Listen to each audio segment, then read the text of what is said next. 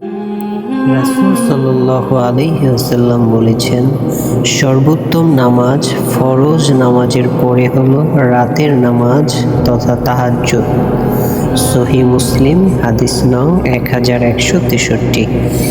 এই হাদিস থেকে বোঝা যায় যে ফরজ নামাজের পর আল্লাহর কাছে সবচেয়ে প্রিয় ইবাদত হলো তাহাজ্জুদের নামাজ। এই নামাজের গুরুত্ব কি? এটি আল্লাহর প্রিয় বান্দাদের আমল, গোপনে আল্লাহর সাথে সম্পর্ক গভীর করার সুযোগ।